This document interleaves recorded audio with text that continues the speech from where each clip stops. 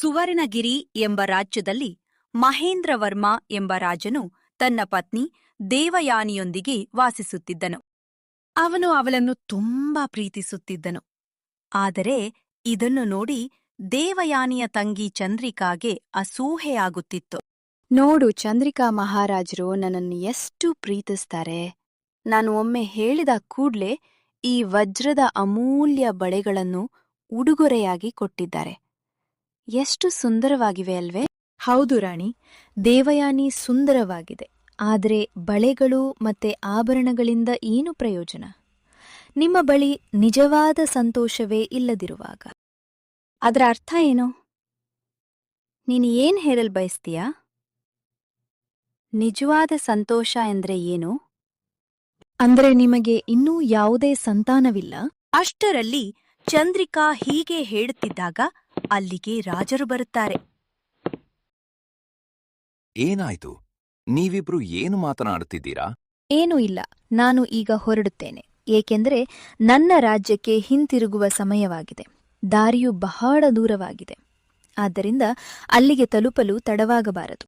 ಹೀಗೆ ಹೇಳಿ ಚಂದ್ರಿಕಾ ಅಲ್ಲಿಂದ ಹೊರಡುತ್ತಾಳೆ.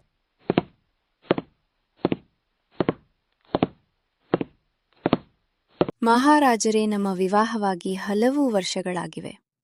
ಆದರೆ ಇನ್ನೂ ನಮಗೆ ಸಂತಾನ ಭಾಗ್ಯ ದೊರೆತಿಲ್ಲ. ಬಹುಶಃ ವೈದ್ಯರು ಹೇಳಿದಂತೆ ಸಮಸ್ಯೆ ನನ್ನಲ್ಲೇ ಇರಬಹುದು. ಆದ್ದರಿಂದ ರಾಜ್ಯದ ಭವಿಷ್ಯಕ್ಕಾಗಿ ನೀವು ಮತ್ತೊಂದು ಮದುವೆ ಮಾಡಿಕೊಳ್ಳಿ. ದೇವಯಾನಿ, ನೀನು ಏನು ಹೇಳುತ್ತಿದ್ದೀಯಾ? ನಾನು ಹೀಗೆ ಹೇಗೆ ಮಾಡಲಿ? ಇಲ್ಲ, ನನಗೆ ಸಂತಾನ ಸಿಕ್ಕರೂ ಸಿಗದಿದ್ದರೂ ನಾನು ಮತ್ತೊಬ್ಬರನ್ನು ಮದುವೆಯಾಗುವುದಿಲ್ಲ. ಇಲ್ಲ ಮಹಾರಾಜರೇ, ನನ್ನ ಮೇಲಿನ ಪ್ರೀತಿಗಾಗಿ ಒಂದು ಮಾತು ಕೇಳಿ. ನೀವು ನನ್ನ ತಂಗಿ ಚಂದ್ರಿಕಾಳನ್ನು ವಿವಾಹವಾಗಬೇಕು. ಅವಳು ತುಂಬಾ ಒಳ್ಳೆಯವಳು.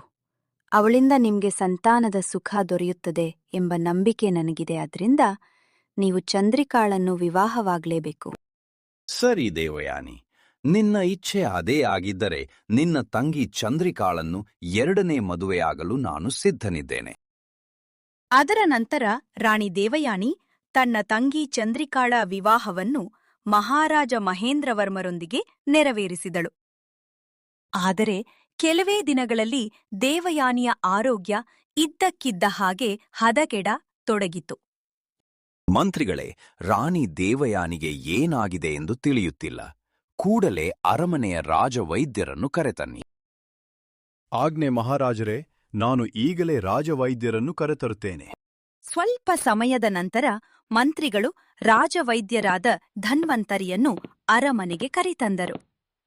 ರಾಜವೈದ್ಯರು ರಾಣಿ ದೇವಯಾನಿಯನ್ನು ಎಚ್ಚರಿಕೆಯಿಂದ ಪರೀಕ್ಷಿಸಲು ಆರಂಭಿಸಿದರು. ಮಹಾರಾಜರೇ, ಶುಭ ಸುದ್ದಿ. ನಿಮಗೆ ಅಭಿನಂದನೆಗಳು. ರಾಣಿ ದೇವಯಾನಿ ಗರ್ಭವತಿಯಾಗಿದ್ದಾರೆ. ಏನು? ನೀವು ಹೇರುವುದು ನಿಜವೇ? ದೇವಯಾನಿ ತಾಯಿಯಾಗಲಿದ್ದಾಳೆ. ಆದರೆ ವೈದ್ಯರ ಪ್ರಕಾರ ಅವಳಿಗೆ ಸಂತಾನವಾಗುವುದೇ ಅಸಾಧ್ಯ ಎಂದು ಹೇಳಲಾಗಿತ್ತು. ಹಾಗಾದರೆ ಇದು ಹೇಗೆ ಸಾಧ್ಯವಾಯಿತು? ಮಹಾರಾಜರೇ, ಅದರ ಉತ್ತರ ನನಗೂ ತಿಳಿದಿಲ್ಲ. ಬಹುಶಃ ಇದು ದೇವರ ಕೃಪೆಯಾಗಿರ್ಬೋದು. ಏನೇ ಆಗ್ಲಿ, ಇನ್ನು ಮುಂದೆ ರಾಣಿ ದೇವಯಾನಿ ಆರೋಗ್ಯದ ಬಗ್ಗೆ ವಿಶೇಷ ಕಾಳಜಿ ವಹಿಸಿ. ಹೀಗೆ ಹೇಳಿ ರಾಜವೈದ್ಯರು ಅಲ್ಲಿಂದ ತೆರಳಿದರು.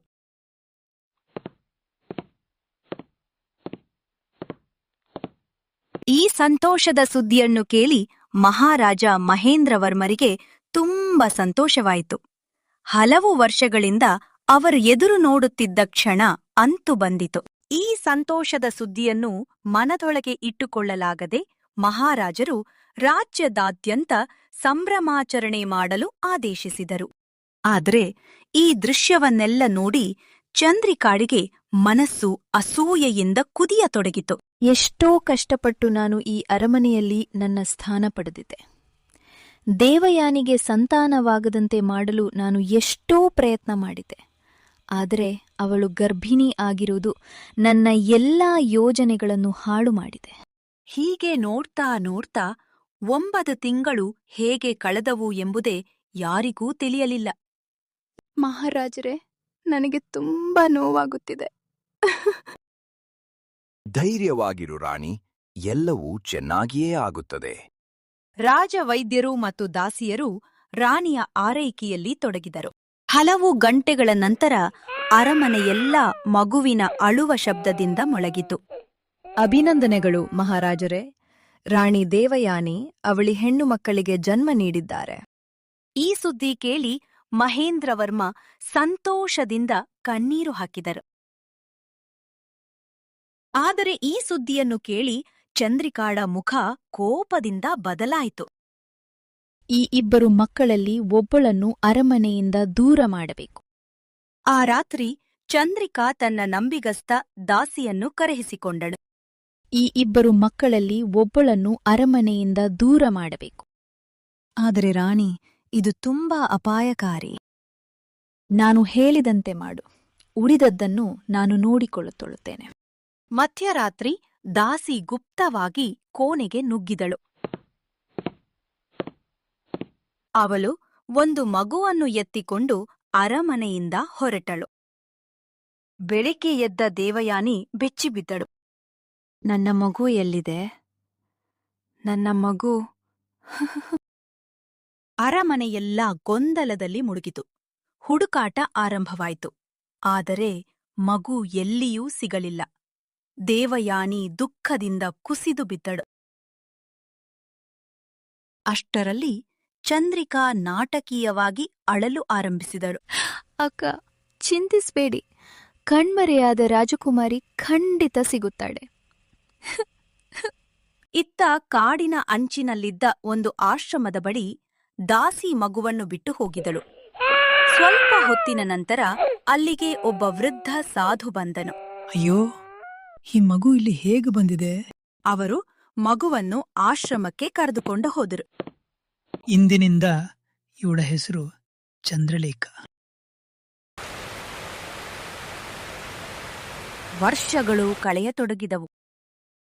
ಅರಮನೆಯಲ್ಲಿ ಬೆಳೆದ ರಾಜಕುಮಾರಿ ಹೆಸರು ಪದ್ಮಿನಿ. ಆಶ್ರಮದಲ್ಲಿ ಬೆಳೆದ ರಾಜಕುಮಾರಿ ಹೆಸರು ಚಂದ್ರಲೇಖ. ಇಬ್ಬರಿಗೂ ತಮ್ಮ ನಿಜವಾದ ಸಂಬಂಧದ ಬಗ್ಗೆ ಯಾವುದೇ ಅರಿವು ಇರಲಿಲ್ಲ.